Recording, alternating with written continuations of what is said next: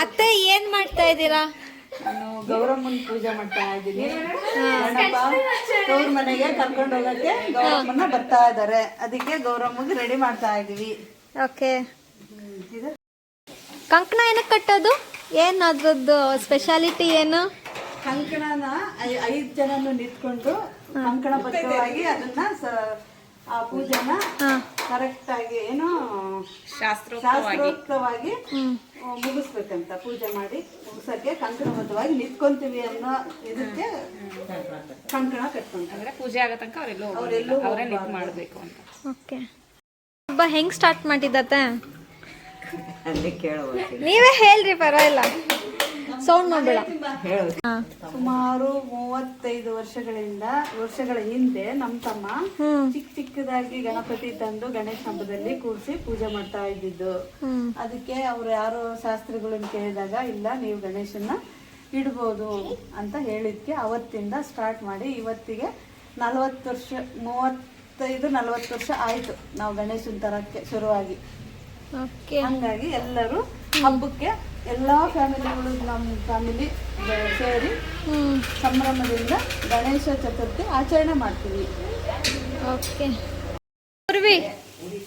ನಿನಗೆ ಗಣೇಶ ಹಬ್ಬ ಅಂದ್ರೆ ಏನ್ ನೆನಪಾಗುತ್ತೆ? ಏನ್ ಮೆಮೊರೀಸ್ ಇದೆ ನಿನ್ನ ಲೈಫಲ್ಲಿ? ಗಣೇಶ ಹಬ್ಬ ಅಂದ್ರೆ ಇದು ಎಲ್ಲ ಕಸಿನ್ಸ್ ಎಲ್ಲ ಬರ್ತೀವಿ, ಎಲ್ಲ ಚೆನ್ನಾಗಿ ಆಟಾಡ್ತೀವಿ.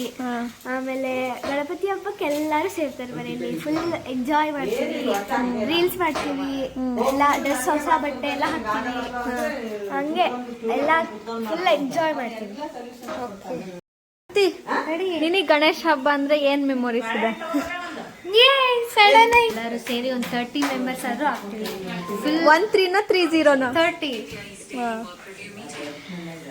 30 ಓಕೆ.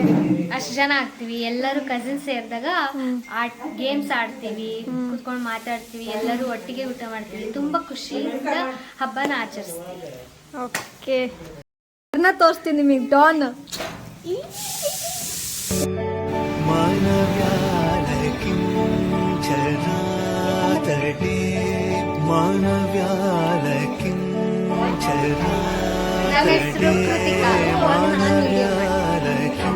ಇವರು ನಮ್ಮ ದೊಡ್ಡಮ್ಮ, ಮಗ ಭೂಮಿ ಕಟ್ನ ಕಟ್ತಾ ಇದ್ದಾರೆ.